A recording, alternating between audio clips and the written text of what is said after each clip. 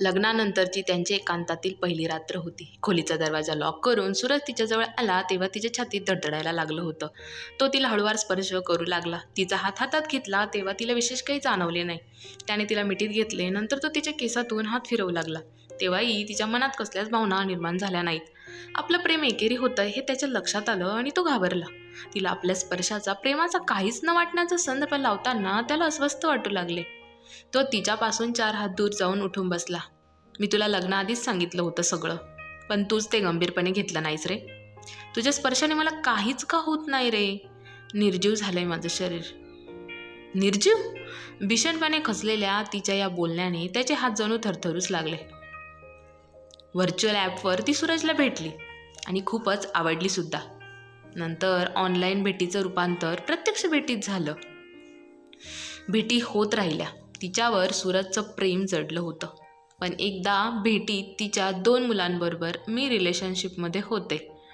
त्या दोघांसोबत माझं ब्रेकअप झालं. त्याच डिप्रेशनमध्ये ग्रॅज्युएशनच्या फायनल इयरला मी चक्क नापास झाले. घरच्या कडक शिस्तीमुळे मी नापास होण्याचं नेमकं कारण त्यांना सांगू शकले नाही. माझ्यासोबतच्या मित्र मैत्रिणींना नोकऱ्या लागल्या, पण मी भरकटले होते. ब्रेकअप झाल्यानंतर आपलं स्वतःचं कुणीतरी पाहिजे असं जास्तच प्रकर्षाने मला वाटत होतं. दिवसभर घरी बसून असल्यामुळे वडील जास्तच टोकायचे. नापास झालेले वर्ष सोडवत असतानाच वडिलांनी मला इकडे शहरात राहणाऱ्या माझ्या मोठ्या भावाकडे पाठवून दिले. रिकाम टेकडी बसून राहण्यापेक्षा काहीतरी वेळ इकडे तरी काम करत राहिलेले विषय सोडव म्हणाले. माझा होकार नकार काहीच विचारला नाही. स्वतःपुरते पैसे कमावणे इतपत तरी अक्कल येऊ दे म्हणाले. एवढं सिरियस होऊन का सांगतेस? कमी पगाराची का असेना, पण लॅब असिस्टंटची नोकरी करून स्वतःच्या पायावर उभी आहेस ना गं तू. आणि तुझी आधीची रिलेशनशिप हा तुझा भूतकाळ झाला. मी होतो एकीसोबत रिलेशनशिपमध्ये, पण आता आठवलं ना मला तरी हसू येतं. इतकं ते इमॅच्युअर होतं, सूरज अगदी सहजपणे म्हणाला. पण माझ्या बाबतीत हे इतकंच नाही. इकडे शहरात आल्यावर मी जास्तच भरकटले रे. ऑनलाईन डेटिंग ॲपवर आवडलेल्या एकाला प्रत्यक्षात भेटले, पण त्यानेही फसवलं मला. टाईमपास म्हणून हवं तेवढं डेटिंग केलं आणि निघून गेला. नंतर इथेच ॲपवर भेटलेला एक जण मला फारसा आवडला नव्हता, पण तो माझ्या खूपच मागे लागला होता. मी त्याची टाळाटाळ करत होते, पण त्याने माझ्यासमोर एक वेगळाच प्रस्ताव ठेवला. माझ्यासोबत फक्त 1 तास बेडवर घालवण्याचे पैसे देतो म्हणाला. विचारांच्या दवंदवात सापडलेली मी शेवटी तयार झाले. त्याने माझ्या अवयवांचा उपभोग करून घेतला, अगदी पुरेपूर. त्यानंतरही असंच. कधी आकर्षणापायी आणि बहुतेकदा पैशाच्या गरजेमुळे मी खूप जणांना शरीराचा उपभोग करून दिला. नोकरीतल्या तुटक पगारापेक्षा इथे आपल्याला इतका पैसा मिळतोय की आपल्याला घरच्यांच्या पैशांवर अवलंबून राहावे लागतच नाही. आपण स्वतःच्या पायावर उभे राहू शकतो. या मोहात मी वाहवत गेले रे. तिच्या या सगळ्या अनपेक्षित धक्कादायक बोलण्याने सूरजने यांत्रिकपणे कपाळालाच हात लावला. त्याचे डोळे मिटले गेले. तुझ्यावर मी मनापासून प्रेम केलं.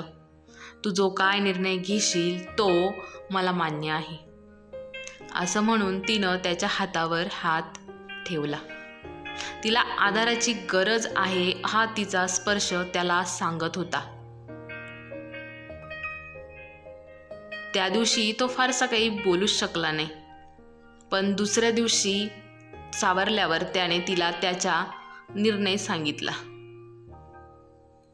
तुझ्या भूतकाळासहित मला तू हवी आहेस ग. मागचं सगळं विसरून आपण तिचा भूतकाळ स्वीकारला खरा, पण आता तिची अशी शारीरिक अवस्था व्हावी, तिच्या शरीराला प्रेमाचा स्पर्शच कळत नाही. आमचं दोघांचं प्रेम कसं तिला कळणार?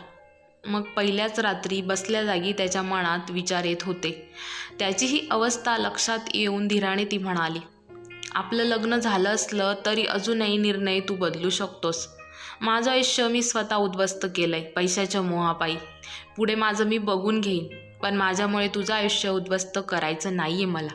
मी खरंच प्रेम करते रे तुझ्यावर. या बोलण्यानं स्तब्धपणे तो तिच्याकडे बघू लागला. परत एकदा विचारतो, तुला मी खरंच आवडतो का गं? तुझ्या काही वेगळ्या अपेक्षा आहेत का? त्याने स्पष्टपणे विचारले. काय वेड्यासारखं विचारतोयस? आवडतोच रे, पण बघ ना, शरीर काही प्रतिसाद देत नाही. त्यात काही भावनाच निर्माण होत नाही आहेत. मग तुझी एकतर्फी ओढाताण का? हतबल होऊन बोलताना ती जणू गळालीच. कितीतरी वेळ तो शांतपणे बसून राहिला. नंतर निर्धारपूर्वक तिच्या अगदी जवळ जाऊन तो म्हणाला, माझंही तुझ्यावर खूप प्रेम आहे आणि बघू ते किती खरं आहे. माझ्या प्रेमानं तुझं हे निर्जीव झालेलं शरीर बदलेल हळूहळू. ते स्पर्शानं मोहरेल. तू काही काळजी करू नकोस. माझ्या प्रेमानं तुझ्यात भावना परत जागृत होतील. काही काळ जाऊ दे. अगदीच काही नाही झालं तर मग ठरवू नंतर आपण. त्याच्या या पुन्हा एकदा निर्णयात्मक बोलण्यानं ती एकटक त्याच्या डोळ्यात पाहू लागली. त्यानं तिचा हात हातात घेतला. त्याच्या आश्वासक स्पर्शाने तिच्या डोळ्यात जणू अश्रूच आले होते. प्रेम म्हणजे फक्त शरीर सुखच नसावे. तर मित्र आणि मैत्रिणींनो, कशी वाटली ही सुंदर अशी कथा जरूर सांगा. आणि आपल्या चॅनलवर जर नवीन असाल तर चॅनलला सबस्क्राईब करायला अजिबात विसरू नका. धन्यवाद.